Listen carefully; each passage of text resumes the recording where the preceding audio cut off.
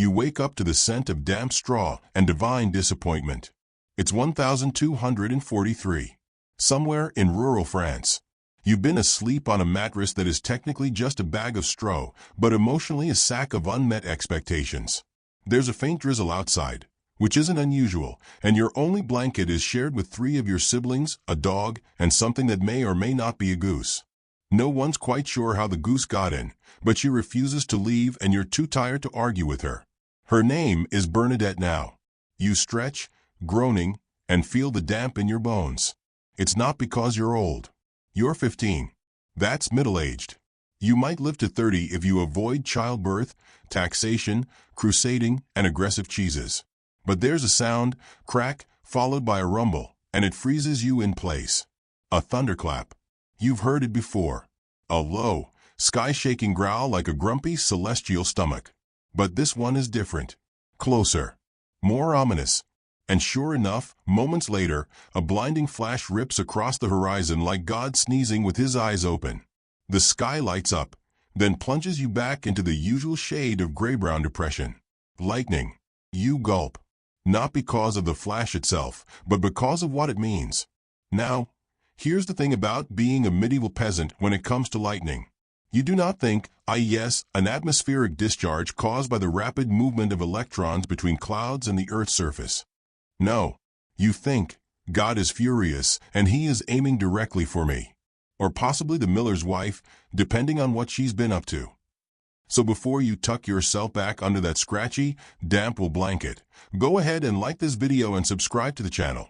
But only if you genuinely enjoyed this sort of weird sleepy deep dive into medieval misfortunes. And let me know in the comments where you're tuning in from and what ungodly hour it is. I always love seeing if it's 3 a.m. in Tokyo or 9 p.m. in Cleveland while you're trying to fall asleep to the sounds of divine vengeance and goats. Anyway, you cross yourself. Everyone does.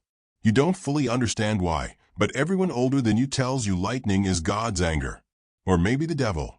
Or maybe a furious archangel with poor aim and even worse manners. No one agrees. Which is helpful. And as you sit there, terrified and slightly itchy, let me explain what people like you actually believed about lightning during the Middle Ages. Let's start with the basics.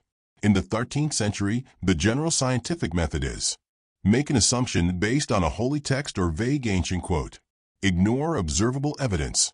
Punish anyone who disagrees. Bleed them, just in case. So when it comes to lightning, people don't turn to weather patterns or electrical conductivity. They turn to theology, folklore, and the comforting certainty that someone, somewhere, has angered the heavens. Which is great because it means you can blame your neighbor for everything and feel morally superior. Now, there are several explanations for lightning, depending on your education, your priest, and how recently your village was burned down by Norsemen. First, the church. According to most clergy, lightning is divine punishment. Simple. Someone sinned. Someone danced on a Sunday. Someone married their cousin's cow. The wrath of the Almighty follows.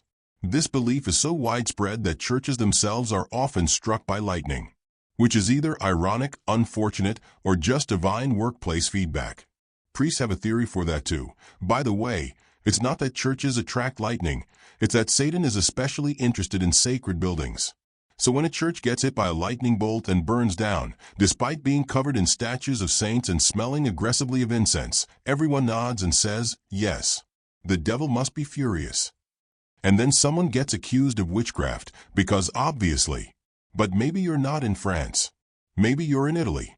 There, people start to get a little imaginative. For example, there's a widespread belief that lightning is caused by demons flinging fire from the sky while attempting to steal souls. Yes, like very dramatic, celestial raccoons. So if your house is struck by lightning, the theory is a demon was aiming for your soul, but missed.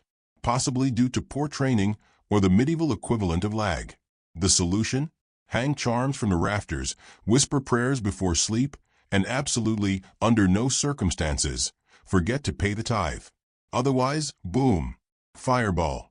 Still awake. Good. Let's go deeper. There's also the folk medicine and natural philosophy crowd, the people who read Aristotle and then made up the rest. According to these proto-scientists, lightning is a result of vapors rising from the earth, getting trapped in the clouds, and then catching fire. You know, the usual sky flammable gas buildup. This is based on a fascinating understanding of the elements earth, water, air, fire, and unquestioned male authority. These thinkers believed that the four elements constantly battled for dominance. Sometimes earth and fire ganged up on air, and boom, lightning. Sometimes water just sulked in the corner. All of this makes sense when your only education involves dead Greeks and literal bloodletting. Meanwhile, the peasants, you, didn't get too involved in these debates. Your job was mostly to try not to die and to avoid anything that might bring celestial attention. That meant no whistling during storms. No eating garlic if the clouds looked moody. No looking directly at a lightning bolt, lest your soul be sucked out through your eyes. That last one is a real belief, by the way. Medieval people truly believed you could inhale a demon or exhale your soul if you weren't careful during a thunderstorm. And of course, if your barn caught fire, that was just further evidence that your cousin is a witch. You never liked her anyway. She hums while milking the goats. That's suspicious. Let's pause for a moment and talk about lightning protection. Because there wasn't any. No lightning rods. No surge protectors. No insurance. Just prayers, screaming, and occasionally someone ringing a church bell during a storm, which, hilariously, actually made things worse. See, there was a popular belief that ringing bells could disperse storms. The sound, they said, frightened away demons. The church even blessed bells for this purpose. Storm bells they were called. Cast in bronze, blessed by bishops, and sometimes inscribed with Latin that translated to, "Please no boom boom." The problem? These bells were mounted in tall towers, and the act of ringing them involved climbing said tower and yanking on a large metal rope during a thunderstorm. Essentially, this meant sending your lowest-ranking monk up a lightning rod and hoping for the best. Dozens of people were killed this way. But, you know, at least the bell got some cardio. Now, if you were a noble, or at least wealthy enough to own a book, you might turn to one of the many treatises written by medieval scholars on the subject of storms. Some of these are delightfully vague. One scholar described lightning as God's fire with wings. Another called it a fury of dry wind whipped into divine flame by heavenly breath. Basically, it was a poetic way of saying, we have no idea, but it sounds pretty. Others tried to be practical. There were entire manuals explaining how to protect your home from storms, which mostly boiled down to, pray, don't live near tall trees. Build your house out of things that aren't flammable, if possible. Spoiler, it's not possible. Blame the Jews. Yes, tragically, this was a common theme. During times of disaster, including fires caused by lightning, minority groups were often scapegoated. It's not just bad theology. It's bad politics wrapped in fear and ignorance. But such was the medieval way. Meanwhile, out in the rural villages, people developed their own charms and talismans. Herbs, iron nails, bits of parchment with psalms scribbled on them. These were buried at crossroads, hung over doors, or worn as amulets to ward off thunder.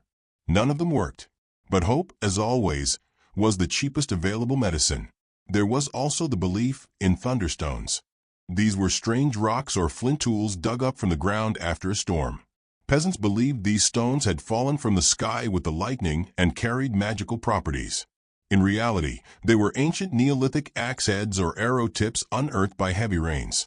But to the medieval imagination, they were gifts or warnings from the heavens.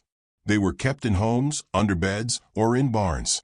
Some people believed thunderstones could protect you from future storms. Others believed they could heal gout. Both beliefs were equally effective.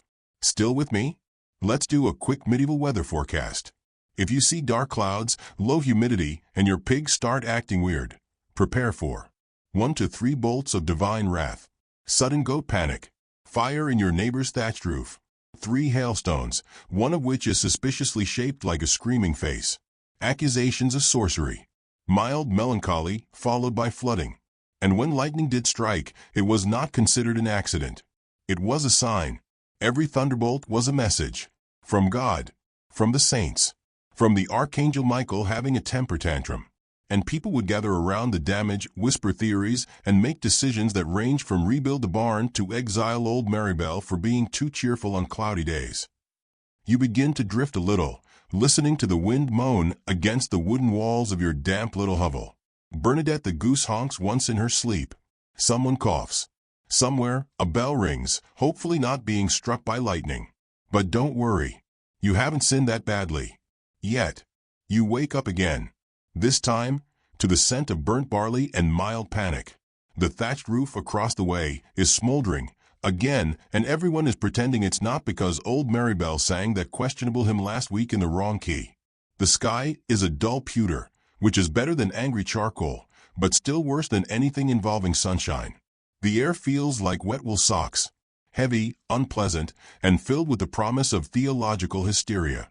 You rub your eyes with a hand that smells faintly of turnips and wood smoke, roll off your straw mat, and prepare for another day of trying not to get blamed for weather. Welcome to your regular programming of 13th century storm-based paranoia. At this point, you might be asking yourself, did medieval people ever think of lightning as not an act of cosmic fury? And the answer is, sometimes. But those people were either Italian philosophers with too much time or monks on mushrooms. Let's take a little walk, barefoot, of course, because shoes are for the wealthy and the unblistered, to a small Benedictine monastery tucked into the hills of Central Europe. Here, a sleepy monk named Anselm is copying a manuscript by candlelight. It's a treatise on the natural elements, and Anselm, bless him, is trying very hard not to fall asleep into his inkpot. He pauses. There's a thunderclap. The ink blot grows. Now, monks like Anselm were among the few literate people in this period. They were the Wi-Fi routers of the medieval world, slow, dimly blinking, and constantly losing connection. Still, they preserved knowledge and made wild guesses about the nature of things. Some monks believed that lightning was a celestial exhalation. Imagine heaven sneezing and accidentally setting your barn on fire. That's the idea. They theorized that storms were caused by imbalance in the humors, not just your bodily humors, but the world's collective emotional state. If the universe got too melancholic, boom, lightning. Just like you crying in the rain while listening to sad lute music. Other monks took inspiration from ancient texts. Aristotle, mostly. The medieval world loved Aristotle. They quoted him constantly, usually out of context, and treated his word like gospel, except when it contradicted actual gospel, in which case they added footnotes and prayed about it. Aristotle said lightning was caused by dry exhalations igniting in the sky. Which sounds like celestial flatulence, but okay. Medieval scholars latched onto this and decided that the atmosphere was full of combustible vapors, just waiting for a divine match.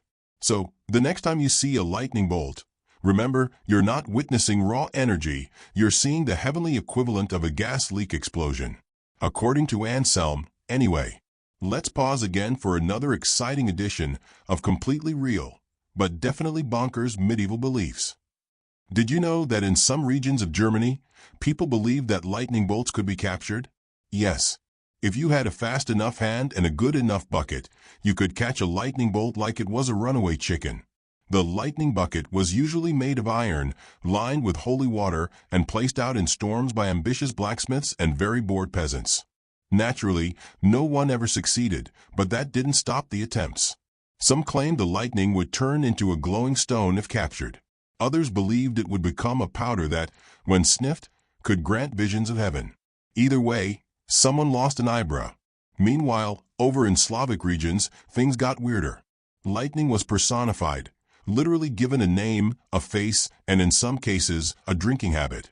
In parts of what is now Poland and Russia, people believed in a thunder god named Purin. Think Thor, but Slavic, angrier, and more into oak trees. When lightning struck, it was said to be Purin hurling his axe at a demon hiding on earth. Naturally, these demons disguised themselves as animals, snakes, goats, overly confident ducks, and so whenever something got hit by lightning, it was assumed to be a monster in disguise. This led to the extremely logical practice of avoiding fields full of animals during storms, just in case your prize sheep was secretly a minion of darkness. It's not paranoia if the thunder gods got aim. Back in Western Europe, the obsession with why lightning chose certain targets became almost pathological. If a man's house was hit, it meant God disapproved of his behavior. If it was his neighbor's house, it meant God disapproved of that guy's behavior. Convenient. If a tree was struck, it was cursed. Burn it. If a cow was killed, it was possessed. Bury it. If a person was hit, well, time to write a ballad and blame someone else. Let's talk about the victims for a moment. Being struck by lightning in the Middle Ages wasn't just painful, it was profoundly symbolic. People didn't say, "Wow, that's rare and tragic." They said, "What did you do?" To be hit by lightning was to be chosen, but not in a fun way. In a God has left a Yelp review kind of way. Sometimes the family of the victim would be shunned. Other times, the victim's home would be razed to the ground just to be safe. There are actual records of people exhuming corpses that were struck by lightning, dragging them out of cemeteries, and burning them. Because clearly, their soul hadn't fully evacuated and might explode again. Medieval logic, once cursed, always flammable. Let's now wander into another strange belief. One that will almost certainly make you look suspiciously at your windows. It was widely believed that lightning could not enter a home if there was bread dough on the windowsill. Yes, dough. The soft, yeasty miracle of medieval baking. Why? Because bread was considered sacred. It symbolized the body of Christ. Therefore, demons and divine fire alike would politely avoid it. In practice, this meant placing small lumps of dough on your windowsills every time a storm rolled in. It also meant rats got free snacks, which was fine. Rats, at this point, were basically roommates. Another charm? Placing iron crosses above your door, or bits of flint, or your grandmother's tooth wrapped in wool. Really, any object that wasn't currently on fire was eligible for holy status. The bar was low, much like the standard for medieval dental care. Let's take a moment to think about the sound of a storm in 1250. There are no sirens, no weather apps, no Doppler radar. You just get that stillness, that eerie quiet before a storm, where the birds go silent and the air feels tight, like it's holding its breath. Then the thunder starts. Deep, rolling, ancient thunder. Not the playful clap of summer rain, but the kind that rattles your bones and makes cows lie down and surrender. You hear the distant crack of a bolt hitting something, probably a tree, maybe a person, possibly your last hope of getting firewood this season. You clutch your amulet. You mutter a prayer. You remember that time you said a rude thing about the local priest's singing voice, and wonder if that was enough to get you divine smited. And just as you start mentally composing your apology to God, someone runs into the village square screaming, the bell tower smoking. Naturally, you all blame the blacksmith's apprentice, who once sneezed during Mass and hasn't been trusted since. Still awake? Good. Let's visit a castle. Because yes, nobles were afraid of lightning too. Especially because their buildings were taller, which made them more likely targets. This led to the rise of a very elite version of storm superstition. Some lords employed storm watchers, people whose job it was to stand on the battlements and watch for approaching clouds. These watchers would sound an alarm, send people to the chapel, and sometimes even fire arrows at the sky. Because obviously, shooting at lightning would scare it off. Others kept relics on hand. Bits of saintly finger bones. Pieces of the true cross. Holy water blessed during a Tuesday moon. Anything that could give them a divine insurance policy. But sometimes, nothing worked. There are records of entire towers being split in half by lightning. Priests incinerated mid-prayer. Statues melted. Choirs silenced mid-hymn. And always, the whispers afterward, Watson caused this. Because in the medieval mind, cause and effect were always personal. The weather wasn't random. It was reactive. The storm didn't come because of cold and warm fronts. It came because of lies. Or heresy. Or your cousin refusing to pay alms. You're probably getting sleepy now. Or at least mildly depressed. That's normal. As the night settles in, the air thickens again. There's a breeze outside, cool, damp, a little sour, like overripe apples and anxious livestock. Somewhere in the distance, thunder rolls. Slow and ominous, like a medieval judge clearing his throat before delivering a very suspicious death sentence. And in your little hut, you light a tallow candle, murmur a quick plea to Saint Barbara, patron saint of lightning protection and arguably the busiest woman in Christendom, and settle in. You've hung your iron horseshoe. You've placed the dough. You've drawn a cross on the door with last week's ashes. And still, There's that small part of you that wonders, did I sin too loudly this week? You fall asleep anyway. Eventually. Because the fear is exhausting. And also because Bernadette the goose has taken your spot and you're too polite to push her off. Sleep well. The storm hasn't found you. Yet. You wake up again. But this time, it's not to thunder. It's to Gregorian chanting. Off-key, nasal, and echoing through your tiny window like a celestial kazoo. You blink. Your mouth tastes like barley soup and regret. You sit up, disoriented. The storm is gone, for now. But something feels ominous. You glance out the window.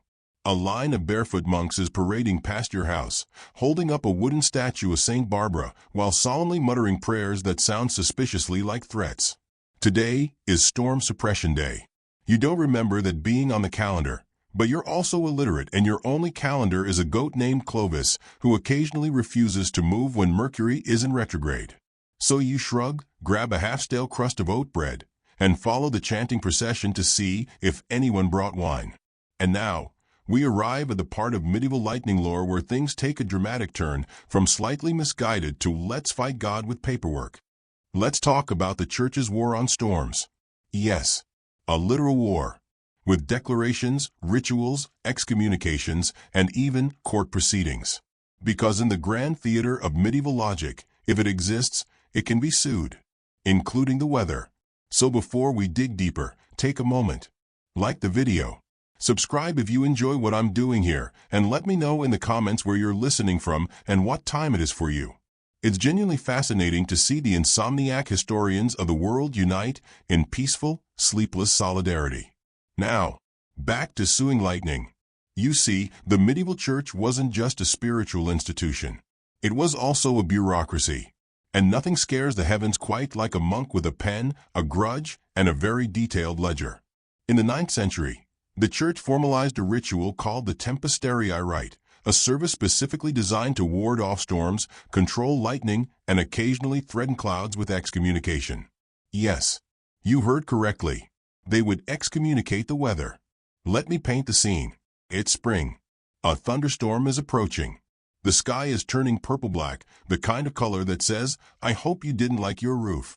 The peasants are panicking. The animals are hiding, and someone's yelling about their bread dough not working this time. Enter the local priest. He marches out of the chapel, holding a large crucifix in one hand and a book of Latin invocations in the other. He's barefoot because this adds to the drama, and also because he lent his shoes to a sick widow last week. Classic Gregory.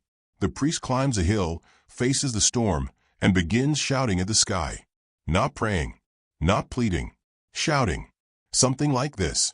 O ye foul storm clouds, servants of disorder, I hereby command you, by the power vested in me by Christ, by Rome, and by Saint Donatus of Arezzo, begone from this land. If you do not, I will cast thee from the communion of the church and banish your blackened essence from all that is holy. And yes, that was an actual thing. Storms were treated as if they had intent, malice, a social conscience, and above all, ears. Excommunication ceremonies for lightning involve candles, chanting, and sometimes, because why not, the ringing of bells during the thunderclaps. The idea was that the sound of the bell, blessed and purified, would drive away the evil lurking in the storm. That's why churches had those big, loud bells. Not just to call people to Massachusetts, but to fight weather. Bells were sacred weapons in the war on lightning. And not just any bell. It had to be properly blessed. Anointed with holy oil, named, sometimes, like a baby, baptized, the whole ceremony. And only after this sacred induction could the bell fulfill its destiny, yelling at the sky on behalf of frightened villagers. This tradition led to some, shall we say, overconfident behavior. There are records, very serious, very ecclesiastical records, of priests climbing church towers during storms, ringing the bell, and then being immediately electrocuted. Turns out, standing in a high tower, next to a large metal object, in a lightning storm, while yelling Latin, is not a great survival tactic. Who knew? So eventually, this became such a common death that church authorities had to issue rules. Do not ring bells during storms. God can hear your prayers from the basement, thank you very much. But not everyone got the memo. Elsewhere in Europe, People tried a different tactic: storm relics. These were pieces of saints, bits of holy objects, sometimes entire crosses or nails from sacred altars, carried into the fields during storms.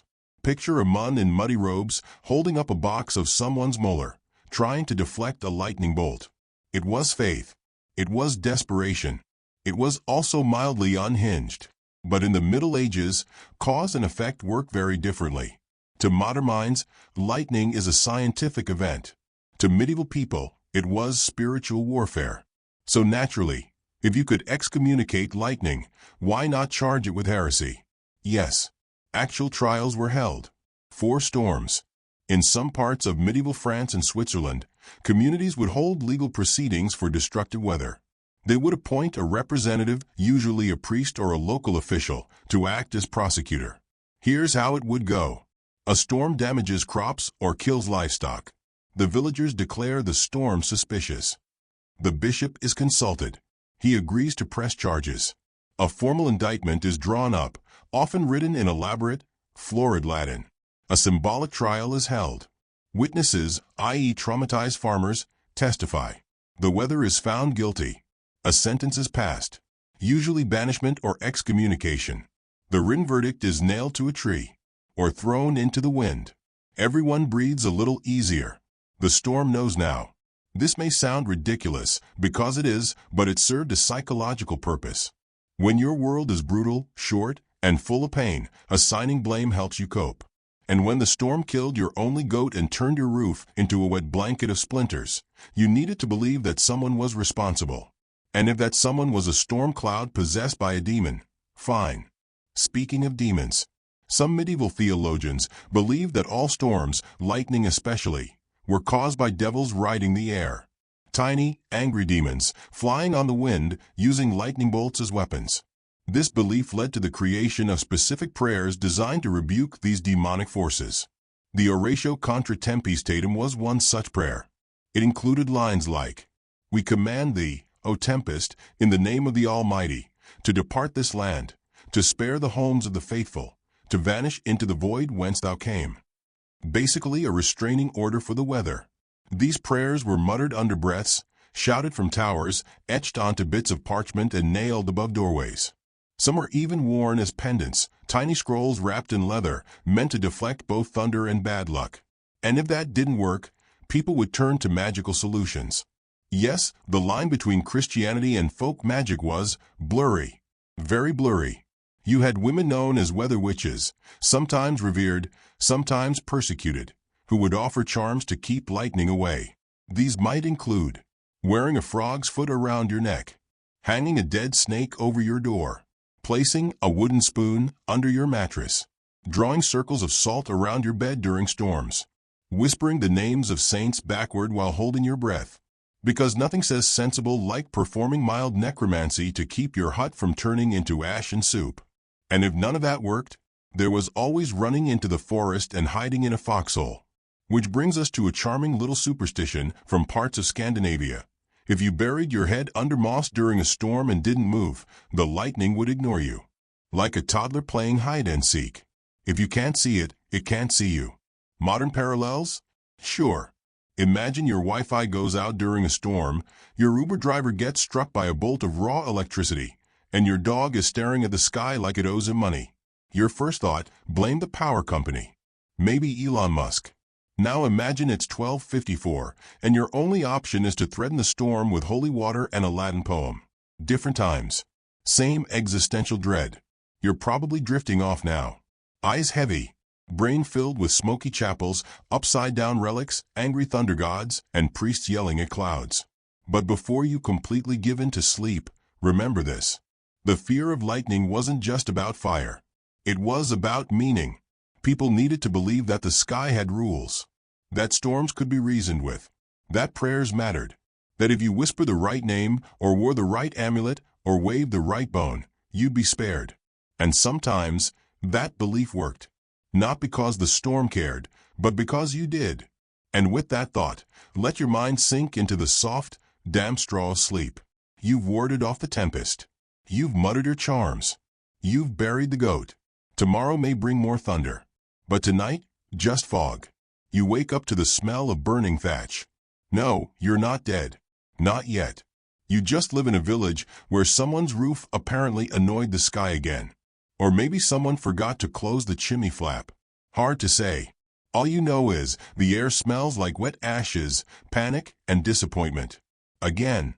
But there's something else today. Not just the scorched roof smell that's become the medieval equivalent of morning coffee. No, there's judgment in the air. Not metaphorical judgment. Real, seething, peasant-grade judgment. The kind where your neighbor Gertrude is already standing outside in her nightdress, arms crossed, staring down a confused-looking ox as if it personally summoned Satan last night. Because, let's not sugarcoat this, the village thinks someone sinned. Hard. And lightning, that divine flaming javelin of the heavens, has made its opinion very clear by burning a hole through someone's roof. So let's talk about sin, punishment, and how, in the medieval mind, lightning wasn't just a freak accident of weather. It was God's Yelp review, and someone in the village got 1 star. This is the part of the story where the stakes get eternal. You see, medieval people didn't have a clear line between the natural and the supernatural. If something hurt, killed, or mildly inconvenienced you, it wasn't bad luck, it was a warning. Or worse, a divine spanking. So when lightning struck your barn and turned your cows into medium-rare offerings, the question wasn't, what caused this? It was, who angered God this time? And that, dear listener, is how entire social spirals were built out of blame-based meteorology. Let's imagine it. The priest gathers the villagers outside the church. The bell tolls once, solemn, heavy. The roof still smolders behind you. A goose squawks in the distance, possibly possessed. Father Wilfred steps up. He adjusts his robe, clears his throat, and addresses the crowd. Brothers and sisters, the Lord has spoken. Last night, he sent fire from the heavens. Not at random, for our Lord does nothing at random, but as a holy judgment against sin. Everyone nods gravely, even if they're not entirely sure what sin is this week. We must examine our hearts. Reflect. Ask, which among us has invited this wrath? Everyone immediately turns to the miller's wife. She's suspiciously attractive and once said the word butter with a tone that felt a bit French. And so begins the communal soul-searching ritual that's less about actual repentance and more about not being the person with the guiltiest-looking face. Lightning, in this framework, becomes the ultimate divine memo. Sent express. No postage necessary. When it strikes, it isn't just burning wood. It's burning through your moral ledger, line by line. This is where things get wonderfully absurd. Because sin, in medieval theology, wasn't just about big-ticket items like murder or stealing the bishop's wine. No, sins included everything from looking at someone the wrong way to having impure thoughts about turnips. Yes, there are sermons, actual, written sermons, that warned about the lustful temptation of vegetables. Because God was apparently watching your garden with intense concern. So if a lightning bolt took out your hut, it could be because you skipped Mass 3 Sundays ago. You failed to tithe a full tenth of your cabbages. You let your dog bark during Vespers. You swore using a saint's name. You were caught dancing on a Thursday. You harbored Lutheran thoughts, even though Luther hasn't been born yet. And if it wasn't you, it was probably your neighbor, or your neighbor's cow, or the weird guy who lives by the river and collects frogs. Sometimes, entire villages would perform penitential rituals after a lightning strike. This included processions through town wearing sackcloth and ashes, public confession of sins, even very minor ones like I once coveted Marjorie's soup pot, fasting, sometimes for days, because clearly your appetite made the angels cry, re-blessing all the fields in case the wheat had been spiritually compromised, flagellation. That's right. Some people would literally whip themselves to show God they were sorry their roof had such an attitude problem. Now let's pause here. Modern, you might be tempted to laugh, to scoff. But let's be honest, you've probably shouted at your router when the Wi-Fi went out. You've maybe apologized to your car when it refused to start. You've probably said, "Why me, God," after stubbing your toe. Humans look for meaning in chaos. And the Middle Ages were nothing but chaos.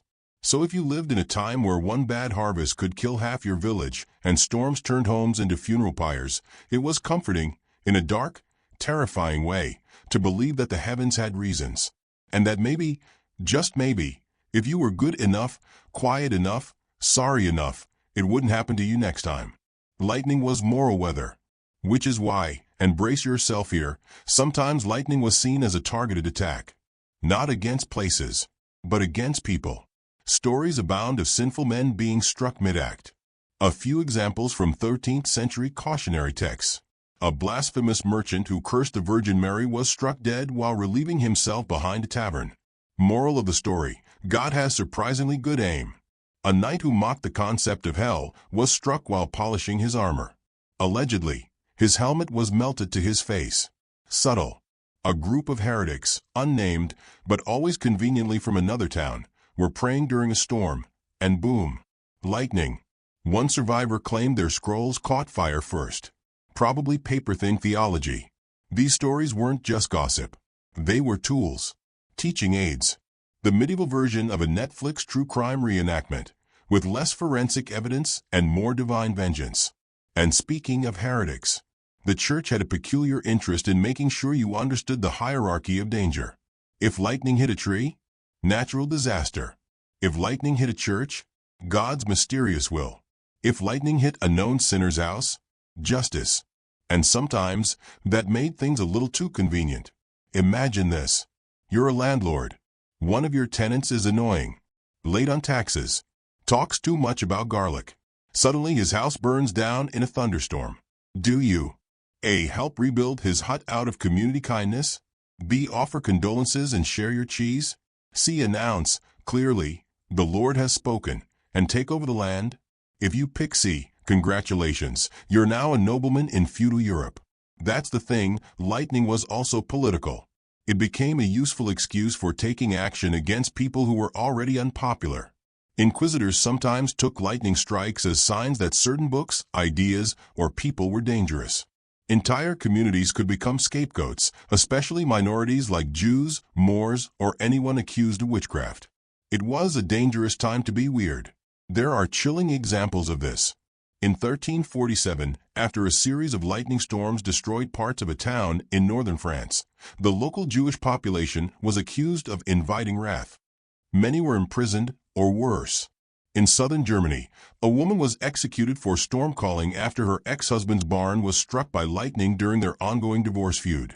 Apparently, her pig survived, and that made people nervous. Because nothing says guilty like pigs that didn't catch fire. Lightning, in short, wasn't just weather. It was a weapon of narrative. And whoever controlled that narrative had power. If the priest said lightning was a sign of God's anger, it was. If the noble said it was proof of your guilt, it was. If the inquisitor said it meant you danced too well on Sunday, then you were toast literally and socially. You couldn't argue with the sky. Unless, of course, you were a saint. Many hagiographies, that's a fancy word for glorified biographies of saints, include episodes where the saint controls lightning. Saint Medard was famous for redirecting storms. Saint Scholastica once prayed for a storm to keep her brother from leaving dinner early. It worked. Very clingy, very effective.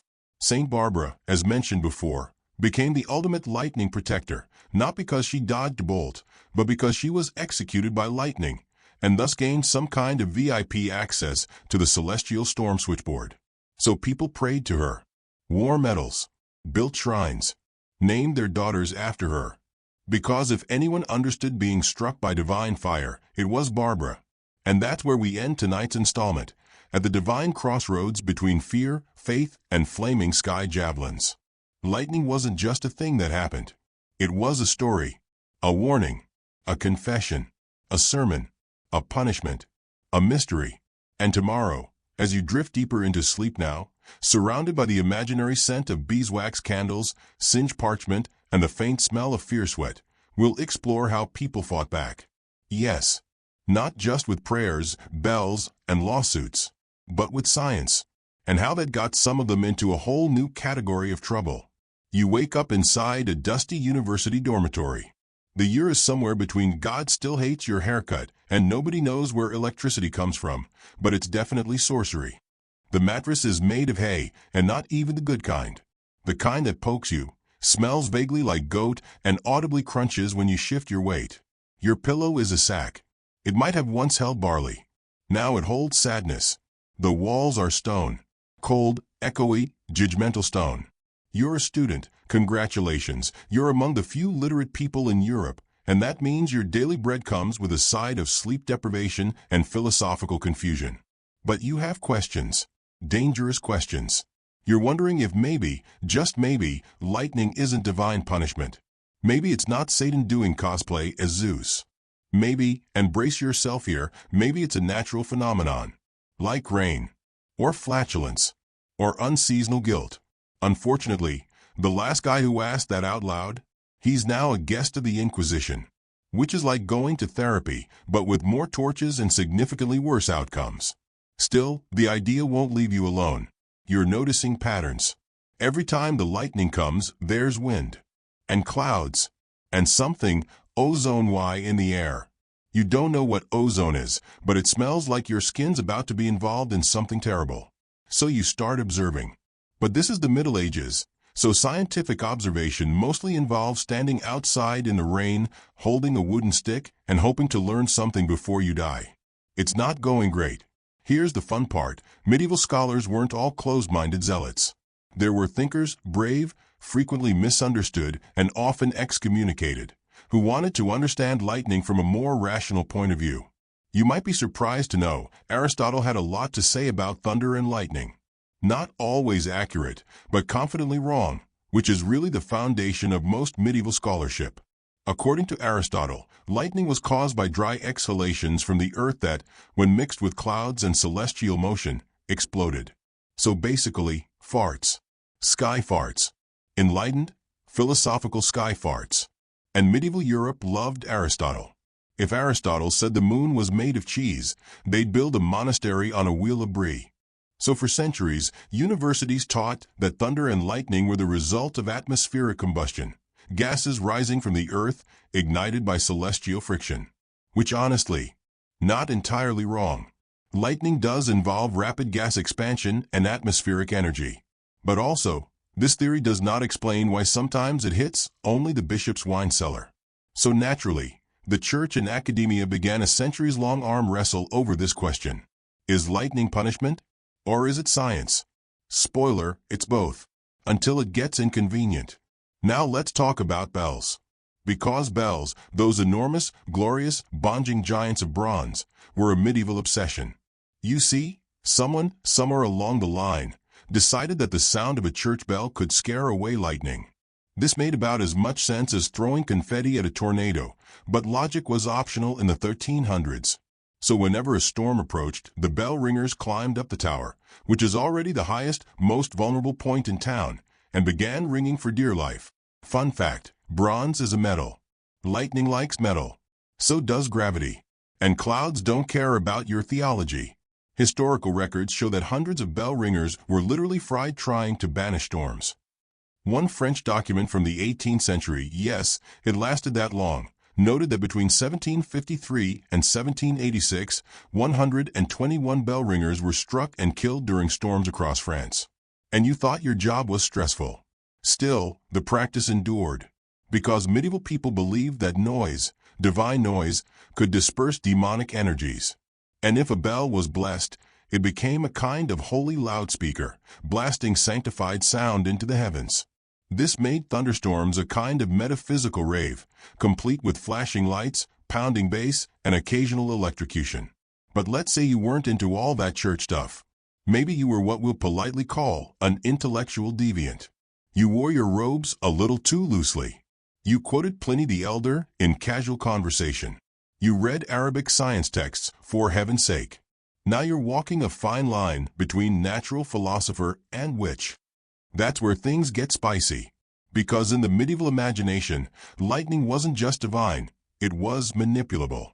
People believed you could summon it, or redirect it, or, if you had the right charms, deflect it. Some of these ideas came from ancient paganism, filtered through folklore and fear. You had iron rods hammered into thresholds, charms made of animal bones placed under doorways, amulets shaped like snakes, thunderstones, or inverted crosses, people drawing protective circles in ash around their houses, the hanging of saintly medallions in windows and barns, especially Saint Barbara's, who had become the patron saint of Please Don't Let Me Explode. But eventually, someone went too far. Enter the accused weather witches. See, if lightning was a tool of God, then anyone who could control it was clearly trafficking with dark forces. And if a lightning bolt hit your neighbor's house after she insulted your soup, guess who just became suspect number one? Accusations followed. She looked at the sky funny. She danced during Lent.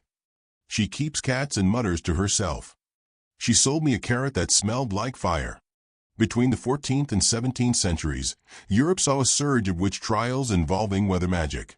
Entire treatises were written on how witches rode clouds and stirred tempests. One popular belief was that witches used human fat to grease broomsticks, presumably because medieval aviation safety was non-existent. Lightning became both the accusation and the proof. Did a storm destroy your mill? Must have been Agnes the midwife. Did your ox die with no explanation? Probably Hendrika, with her herb poultices and suspicious eyebrows. And of course, if someone miraculously survived a lightning strike, that too could be suspicious. Because who survives the wrath of God? Witches. Obviously. This paranoia reached absurd levels. In parts of Eastern Europe, people wore iron crosses around their necks during storms. In Germany, farmers burned bundles of juniper to confuse the sky. And in Italy, a widespread belief held that whistling during a storm would summon the devil himself, which is a shame, because who doesn't like a nice whistle while you watch your crops burn? Meanwhile, the very few thinkers brave enough to suggest that lightning might have natural causes were dismissed as arrogant, dangerous, or trying to play God. Which is always a bad idea in a society where God is prone to fire-based mood swings. But then, slowly, painfully, something began to shift. People started collecting data.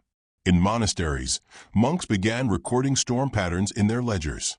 Not because they were meteorologists, but because they were terrified. When lightning struck a church, they wanted to know if it was a pattern, or a message, or a celestial Yelp review. Over time, some began to notice strange things. That lightning often struck high points. That it favored metal. That trees exploded in similar ways. That the thunder came after the flash. In fact, one early manuscript from the 12th century notes that the light comes first, the noise after, as if the heavens strike and then roar in victory. It's not physics, but it's observant. Eventually, thinkers like Roger Bacon, Albertus Magnus, and others began poking holes in the idea that lightning was purely divine. They were careful, extremely careful, because if you said lightning is natural, the church might hear God has no power. And then you'd find yourself in a very short trial with a very long sentence. So instead, they framed it like this. Yes, God controls everything, but perhaps he uses natural mechanisms. And if we understand those mechanisms, we're just admiring his handiwork more precisely. Nice theological backflip, Roger. Hope the Inquisition isn't watching. Still, this line of thinking laid the groundwork for the great transition. From God is angry, to the air is angry, to maybe the air isn't angry, just electrically awkward. This was the seed. And while medieval minds didn't yet have the tools to measure voltage, they had something just as powerful, curiosity, mixed with fear, and superstition, and a profound desire not to burst into flames mid-prayer. As you drift off now, perhaps you hear the rumble of a distant storm. In the distance, the church bell tolls. A monk prays. A farmer hides under his ox cart. And somewhere, deep in the cellars of forbidden thought, a scholar lights a candle and dares to ask, what if it's just electricity? But we're not there yet. The age of enlightenment is still over the horizon, waiting like a thunderhead. You wake up in a powdered wig, and you're already suspicious of what that means. It's hot. It itches. It smells like old perfume and burnt toast, which, as you will discover, is more or less how most aristocrats smell in 18th century France. The year is 1750-something. You're no longer a monk, a weather witch, or an illiterate peasant dodging sky fire in a wooden barn. You are now a philosophe, which is French for person who believes they're smarter than you because they've read Voltaire once and now talk about everything with a faint look of boredom. You're in Paris, land of cafes, salons, candle wax, unwashed elegance, and dangerously flammable architecture. And above you, as always, the clouds are gathering. But this time, things are different. Because humanity is on the verge of something radical, something terrifying, something called the Enlightenment. Basically, it's a period where Europe collectively wakes up from a thousand-year nap, sits up in bed, blinks into the sunlight of reason, and immediately stubs its toe on the furniture of scientific method. People are suddenly very into natural laws. They want explanations for everything. Why apples fall, why tides move, why the moon looks like it's judging them. And, of course, what the hell is lightning? And how do we make it stop setting the bakery on fire? The church is still a bit twitchy about the whole questioning divine wrath thing. But it's the 1700s now, and their grip is beginning to slip. Books are being printed. People are talking. Coffee is flowing. Pants are tighter. Intellect is dangerous again, but in a sexy way. So, let's talk about the moon, who would become the face of lightning. Literally. His face ends up on everything. Furniture stores, fast food mascots, novelty mugs, even banknotes. Yes, we're talking about Benjamin Franklin. But before he becomes America's favorite bald uncle, Franklin is just a printer with a brain full of questions and a deep personal hatred for fire insurance claims. You see, Philadelphia, his home, is full of churches, barns, and wooden stuff. And lightning? Loves wooden stuff. Houses burn. Bell towers explode. Cows are vaporized mid-moo. Franklin, unlike your average 18th century thinker, is not content to theorize from a velvet chair. No, he wants proof. Real, zappy, terrifying proof. So he proposes the most famously reckless science experiment of all time. Fly a metal key into a thunderstorm on a kite string. See what happens. Now, before we go on, let's clarify something. Franklin probably did not get struck by lightning. If he had, he would have been extra crispy before the United States even existed. What he did, or claimed to do, was demonstrate that storm clouds held electrical charge. When lightning crackled nearby, the key on his kite sparked. Franklin touched a non-conductive ribbon, watched the sparks fly, and screamed, "Eureka!" Or something more colonial, like "My heavens! This is quite the phosphorescent revelation." Either way, boom. Science. And this moment, theatrical or not, flips the switch. Suddenly, lightning isn't just God's whip or Satan's sneaky torch. It's electricity. A word that starts slithering into salons, academies, and courtrooms like a glamorous, invisible snake. Naturally, Europe goes wild. Well, wild in an Enlightenment sense. Which means lots of polite clapping, letter writing, and Latin footnotes. But still, people are intrigued. Let's zoom in on France. The land of baguettes, revolution, and extremely enthusiastic aristocratic deaths. See, the French elite are obsessed with science. They love gadgets. They love spectacle. They really love explosions, as long as they're at someone else's estate. So when news of Franklin's kite stunt spreads, the French scientific community immediately leaps into action. Let's recreate it. But make it fancier. With more wigs. And possibly wine. And so they do. French scientists begin building lightning rods, long, pointy metal conductors placed atop buildings to redirect lightning harmlessly into the ground. It's genius. It's also scandalous. Because remember, many people still think lightning is a divine punishment. So installing a lightning rod is, to some eyes, the equivalent of flipping off the sky. One German pastor calls it arrogance against heaven. Others declare that anyone who uses such devices is sheltering sinners beneath steel. But buildings stop catching fire. Towers stop collapsing. Livestock, for once, survive July. And eventually, even churches come around. Slowly. Nervously. Let's pause to reflect on how strange this must have felt at the time. For over 1,000 years, humanity had one explanation for lightning: God is mad. Now, in just a few decades, people are saying, actually, it's science. You just need a poll. It's like explaining climate change to someone from 1066. Good luck with that. But while the upper classes play with lightning rods and scientific societies hold debates in powdered rooms, the common folk are not quite so enthusiastic. Rural superstition is alive and well. Farmers still bury stones in their fields to anchor the sky. Housewives hang garlic and iron horseshoes from chimneys.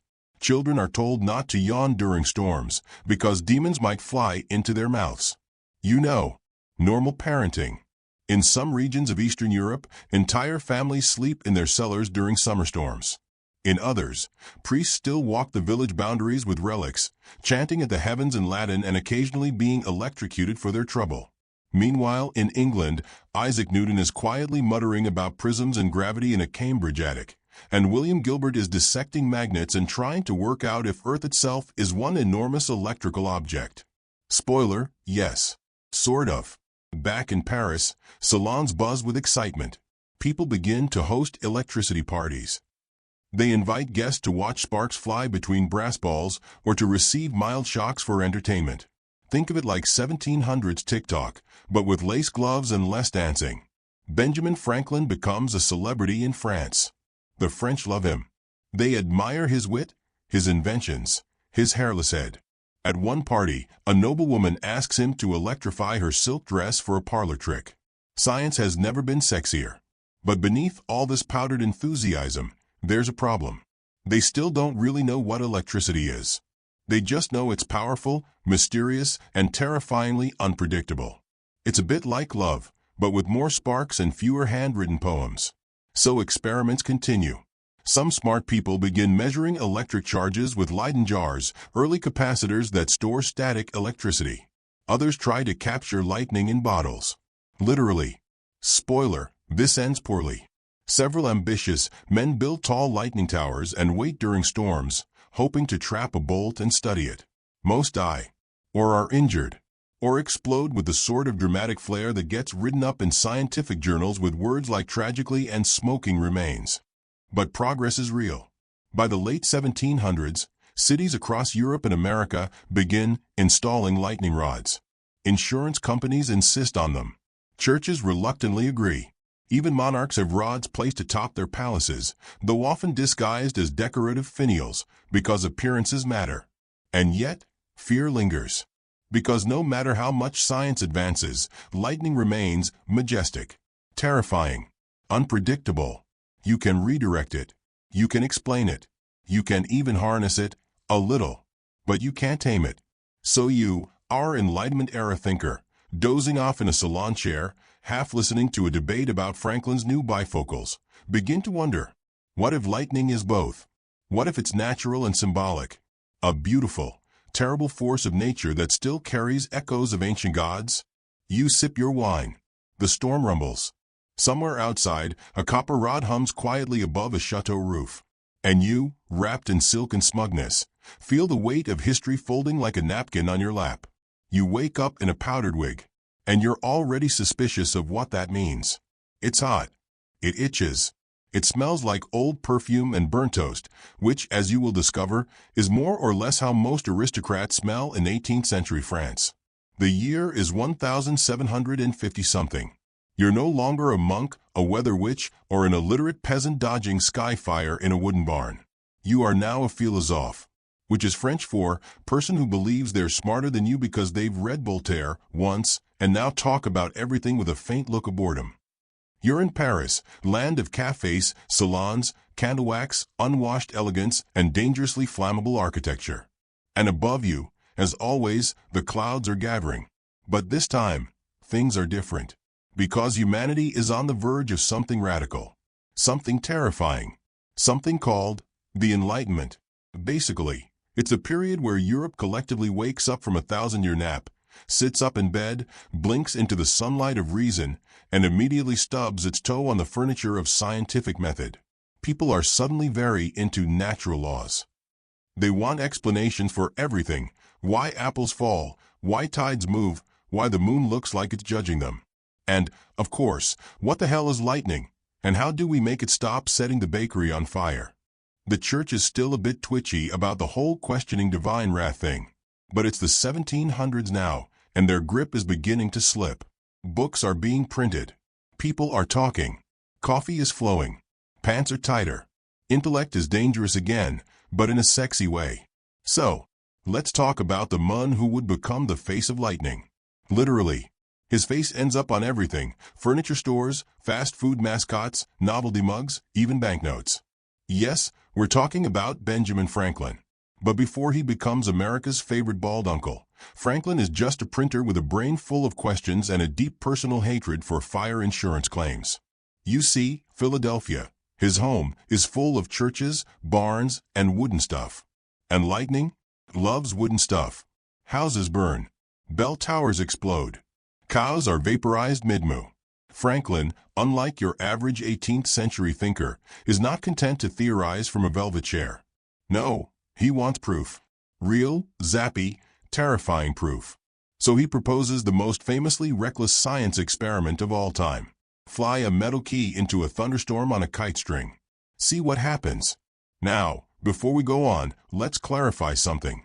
Franklin probably did not get struck by lightning. If he had, he would have been extra crispy before the United States even existed. What he did, or claimed to do, was demonstrate that storm clouds held electrical charge. When lightning crackled nearby, the key on his kite sparked. Franklin touched a non-conductive ribbon, watched the sparks fly, and screamed, "Eureka!" Or something more colonial, like, "My heavens! This is quite the phosphorescent revelation." Either way, boom, science. And this moment, theatrical or not, flips the switch. Suddenly, lightning isn't just God's whip or Satan's sneaky torch. It's electricity, a word that starts slithering into salons, academies, and courtrooms like a glamorous, invisible snake. Naturally, Europe goes wild. Well, wild in an Enlightenment sense, which means lots of polite clapping, letter writing, and Latin footnotes. But still, people are intrigued. Let's zoom in on France, the land of baguettes, revolution, and extremely enthusiastic aristocratic deaths. See, the French elite are obsessed with science. They love gadgets. They love spectacle. They really love explosions, as long as they're at someone else's estate. So when news of Franklin's kite stunt spreads, the French scientific community immediately leaps into action. Let's recreate it. But make it fancier. With more wigs. And possibly wine. And so they do. French scientists begin building lightning rods, long, pointy metal conductors placed atop buildings to redirect lightning harmlessly into the ground. It's genius. It's also scandalous. Because remember, many people still think lightning is a divine punishment. So installing a lightning rod is, to some eyes, the equivalent of flipping off the sky. One German pastor calls it arrogance against heaven. Others declare that anyone who uses such devices is sheltering sinners beneath steel. But buildings stop catching fire. Towers stop collapsing. Livestock, for once, survives July. And eventually, even churches come around. Slowly. Nervously. Let's pause to reflect on how strange this must have felt at the time. For over 1,000 years, humanity had one explanation for lightning: God is mad. Now, in just a few decades, people are saying, actually, it's ions. You just need a pole. It's like explaining climate change to someone from 1066. Good luck with that. But while the upper classes play with lightning rods and scientific societies hold debates in powdered rooms, the common folk are not quite so enthusiastic. Rural superstition is alive and well. Farmers still bury stones in their fields to anchor the sky. Housewives hang garlic and iron horseshoes from chimneys. Children are told not to yawn during storms because demons might fly into their mouths. You know, normal parenting. In some regions of Eastern Europe, entire families sleep in their cellars during summer storms. In others, priests still walk the village boundaries with relics, chanting at the heavens in Latin and occasionally being electrocuted for their trouble. Meanwhile, in England, Isaac Newton is quietly muttering about prisms and gravity in a Cambridge attic, and William Gilbert is dissecting magnets and trying to work out if Earth itself is one enormous electrical object. Spoiler, yes. Sort of. Back in Paris, salons buzz with excitement. People begin to host electricity parties. They invite guests to watch sparks fly between brass balls or to receive mild shocks for entertainment. Think of it like 1700s TikTok, but with lace gloves and less dancing. Benjamin Franklin becomes a celebrity in France. The French love him. They admire his wit, his inventions, his hairless head. At one party, a noblewoman asks him to electrify her silk dress for a parlor trick. Science has never been sexier. But beneath all this powdered enthusiasm, there's a problem. They still don't really know what electricity is. They just know it's powerful, mysterious, and terrifyingly unpredictable. It's a bit like love, but with more sparks and fewer handwritten poems. So experiments continue. Some smart people begin measuring electric charges with Leyden jars, early capacitors that store static electricity. Others try to capture lightning in bottles. Literally. Spoiler, this ends poorly. Several ambitious men build tall lightning towers and wait during storms, hoping to trap a bolt and study it. Most die, or are injured, or explode with the sort of dramatic flair that gets written up in scientific journals with words like tragically and smoking remains. But progress is real. By the late 1700s, cities across Europe and America begin installing lightning rods. Insurance companies insist on them. Churches reluctantly agree. Even monarchs have rods placed atop their palaces, though often disguised as decorative finials, because appearances matter. And yet, fear lingers. Because no matter how much science advances, lightning remains majestic, terrifying, unpredictable. You can redirect it. You can explain it. You can even harness it, a little. But you can't tame it. So you, our Enlightenment-era thinker, dozing off in a salon chair, half listening to a debate about Franklin's new bifocals, begin to wonder, what if lightning is both? What if it's natural and symbolic? A beautiful, terrible force of nature that still carries echoes of ancient gods? You sip your wine. The storm rumbles. Somewhere outside, a copper rod hums quietly above a chateau roof. And you, wrapped in silk and smugness, feel the weight of history folding like a napkin on your lap. You wake up in the 20th century. The air smells like gasoline, cigarettes, and poorly ventilated optimism. Somewhere nearby, there's a jazz band playing a little too confidently for how drunk they are. You're wearing something synthetic and slightly flammable. Electricity hums in the walls. You're now living in the age of power. Not metaphorically, literally. Because in this chapter, lightning stops being just a thing that flashes and goes boom during your cousin's wedding picnic. It becomes infrastructure, identity, weapon, and entertainment. It's no longer just in the sky. It's in your walls, your wires, your toothbrush, your government budget. We've entered the modern world, the age where people not only understand electricity, but they also start weaponizing it, monetizing it, worshiping it, and accidentally electrocuting themselves while trying to install a ceiling fan. And yet, somehow, despite all our brilliant advancements, people are still confused about lightning, still afraid, still doing wildly dumb things under thunderstorms. But before we get into the militarization of Zeus's party trick, take a moment to like and subscribe if this delightful historical nonsense is keeping your brain just engaged enough to forget your responsibilities. And leave a comment. Where are you watching from? What time is it in your part of the world? And have you ever been struck by lightning? If yes, how are you typing this? All right, seatbelts on. It's time to start electrocuting things at scale. Let's begin, naturally, with war. Because if there's one thing humans love more than discovery, it's taking that discovery and turning it into a horrible weapon. Electricity, as you might have guessed, becomes militarized not long after it becomes mainstream. By the early 20th century, the electrification of cities is well underway. Tesla and Edison have already had their infamous slap fight about alternating versus direct current, and Thomas Edison has definitely murdered a few elephants in the name of electrical supremacy. Yes. That actually happened. In public. With a press invite. But now the stakes get higher. Enter World War I. And later, World War II. Electric fences. Electric communication. Electrified torture devices, because of course someone thought of that. There are even rumors, though largely unconfirmed, of experimental weapons attempting to harness the force of lightning itself. But mostly, we see lightning become symbolic. Think of the Nazi SS logo, twin lightning bolts. Stylized, angular, militarized. A deliberate branding choice, by the way. Designed to evoke fear, speed, divine judgment. Because in mythology, lightning is always the weapon of the gods. And in fascism, everyone wants to pretend they're a god. Usually while standing very still and yelling about it. Meanwhile, back in the less terrifying corners of the 20th century, electricity is revolutionizing everything. Hospitals now use electrical machines not just for diagnostics, but treatment. Ever heard of electroconvulsive therapy, ECT? That's where you get zapped in the brain to treat certain mental illnesses, originally without anesthesia, because pain was apparently considered part of the healing process. The idea was simple: if electricity can animate a frog leg, maybe it can reboot a broken brain. Like turning a computer off and on again. Only the computer is your traumatized cousin Gerald. And then there's lightning research. Yes, it's a thing.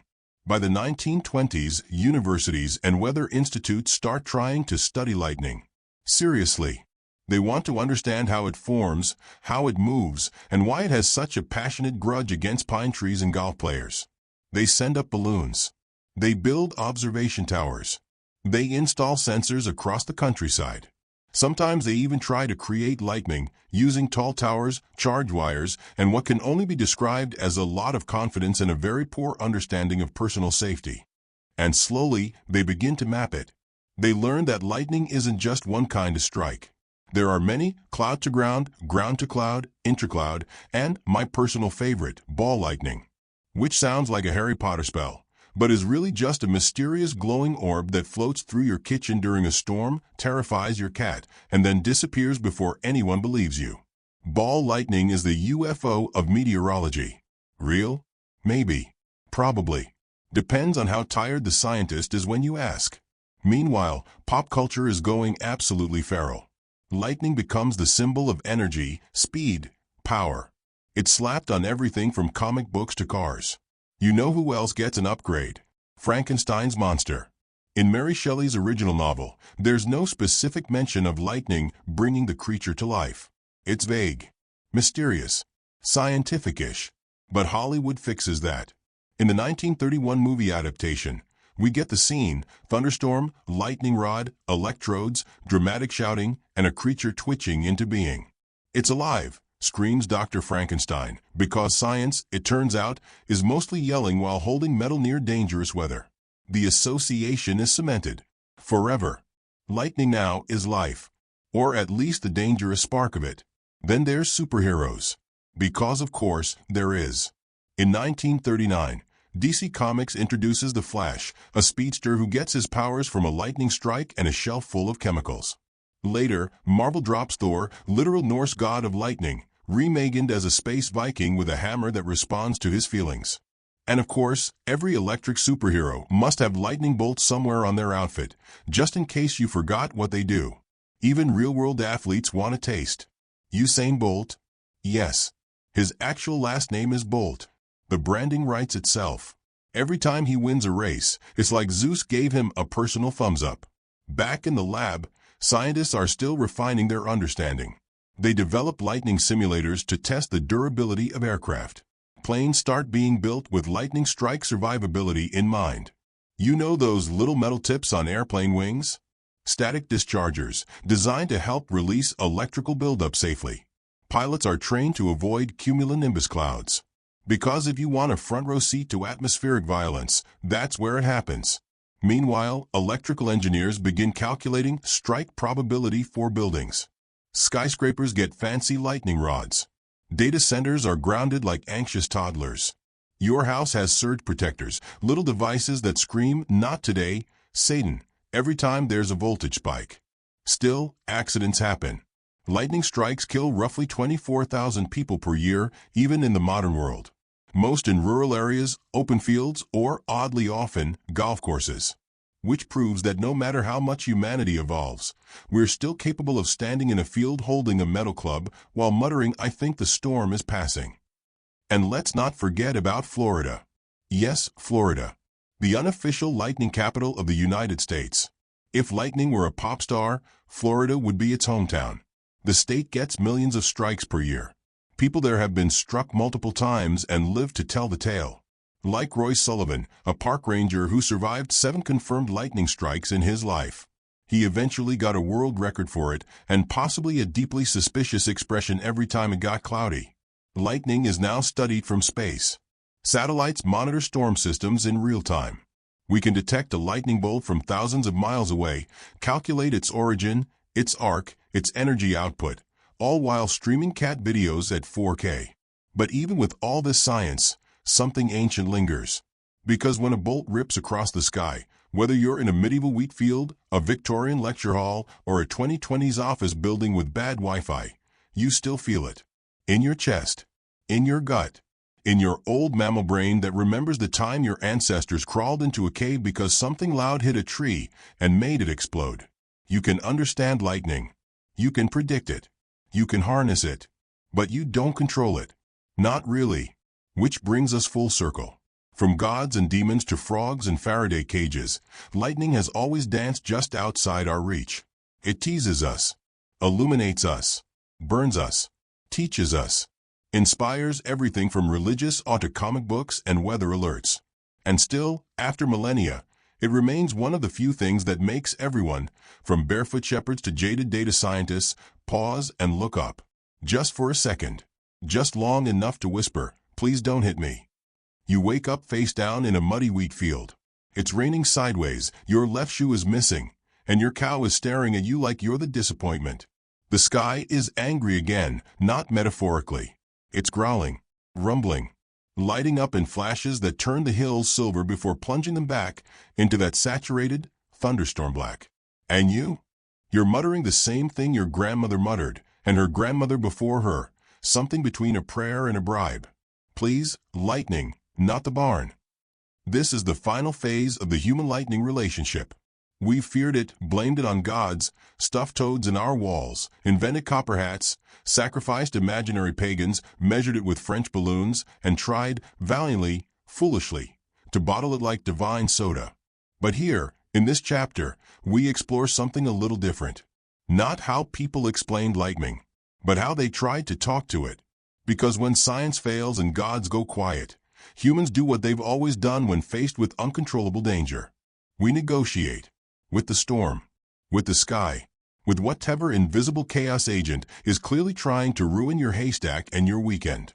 So, before your haystack gets it, take a moment to like and subscribe, if your soul hasn't already left your body for the thunder dimension. And drop a comment. What's your favorite weather-related superstition? Where are you watching from? And do you believe you can reason with the weather? Bonus points if you've tried. Let's begin with bells. Yes, church bells.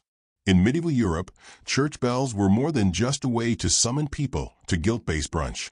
They were believed to ward off storms. Why? Because someone, somewhere, decided that sound could stop lightning. The logic, if you can call it that, goes like this: loud noises drive away evil. Thunder is loud. Lightning causes thunder. Ergo, ringing bells loudly will stop lightning from arriving in the first place. Simple. Stupid. Perfectly medieval. So churches installed storm bells.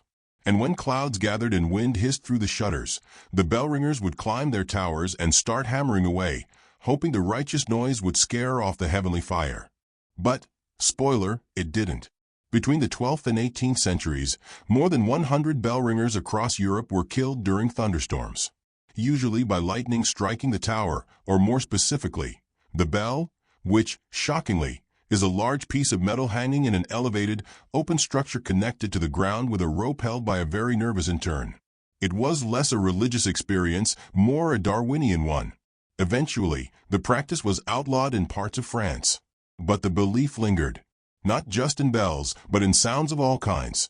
In parts of Germany, people would fire cannons or ring cowbells at the first rumble of thunder. In some villages, kids would run through the streets banging pots and pans to break the clouds. This is where we invent the first DIY weather intervention strategy: make as much noise as possible and hope the sky gets scared. It's not science, but it's something. In other areas, it wasn't about noise. It was about charms. Imagine this: you live in 14th century Poland. Your thatch roof hut is approximately 70% flammable. There's a lightning storm brewing, and you're fresh out of common sense. So what do? You grab a thunderstone. What's that? It's a prehistoric axe head. Smooth. Rounded. Found buried in the fields. You think it fell from the sky, maybe during a thunderstorm. And since it wasn't destroyed by lightning, you believe it must protect against it. You put it on the roof. Congratulations, you've just invented magical roofing tiles. These thunderstones were found all over Europe. Archaeologists know them as Neolithic tools, but to the medieval mind, they were sky gifts. Literal meteorites. Sky teeth. divine leftovers, protection against fire from above. People also hung iron keys in doorways, not to unlock anything, but because iron was thought to ground the energy. Never mind that they didn't understand grounding, or that the iron key was nailed into flammable wood. Details, details. In Italy, people would recite protective prayers during storms. One of the most famous was directed to Saint Barbara, patron saint of artillery, explosions, and generally things that go boom. She was believed to have power over lightning. Her prayer was a little insurance policy, a whispered request to the heavens not to turn your vineyard into a flaming memory. Let's not forget sigils. In certain Slavic traditions, people would draw symbols, sacred marks, onto their doors, walls, or even cattle. These were meant to divert lightning, to confuse it, trick it into hitting something else. Yes, we were trying to fool lightning by doodling on goats. Sometimes, the marks would be painted with holy water or blood. Because when in doubt, always add a little human panic to your superstition stew. But what if that wasn't enough? What if the storm didn't listen? Then you escalate. You take your crucifix outside. You hold it high. You shout at the storm in Latin, badly pronounced Latin, because you're a farmer, not a scholar, and you demand mercy. Congratulations. You're yelling at clouds before it was a political metaphor. In some regions, people even exorcise the sky. Priests would perform rituals to banish the thunder demons. Holy water was sprinkled on rooftops. Psalms were screamed into the wind. Villagers lit protective fires at crossroads, thinking the smoke would create a shield against the storm. To recap, you've now got bells ringing, pots banging, fire smoke rising, kids crying, goats doodled on, keys swinging in the doorway, and your Uncle Tomas is waving a sword at the sky while reciting the Lord's Prayer backward. And none of it is working. Because lightning, it turns out, does not care about your keychain, your drawings, or your yodeling. But you still do it. Because doing something is better than doing nothing. That's the heart of it, really. The core of all these traditions, charms, rituals, and sky shouting. It's not about control. It's about coping. When nature flexes, humans flail. And in the absence of science, we fill the gaps with faith, noise, and very bad decisions. Even today, in the age of surge protectors and meteorological apps, echoes of these beliefs remain. We still speak of acts of God. We still touch metal when thunder rolls. We still huddle under awnings and mutter curses at the sky like it personally betrayed us. Lightning, for all our progress, remains other. Not quite knowable. Not quite tame. A reminder that we are still, at the end of the day, fleshy mammals hiding under a tree, hoping not to get zapped while holding a wet sandwich. So, here we are, 9 chapters in. We've walked through millennia of lightning-related panic, superstition, pseudoscience, martyrdom, and misadventure. We've seen it blamed on sin, on giants, on demons, on bad posture, on witches, on saints, on frogs, on pagans, on wind, on bells, on women, on monks, on goats. And through it all, the lightning didn't change. Only we did.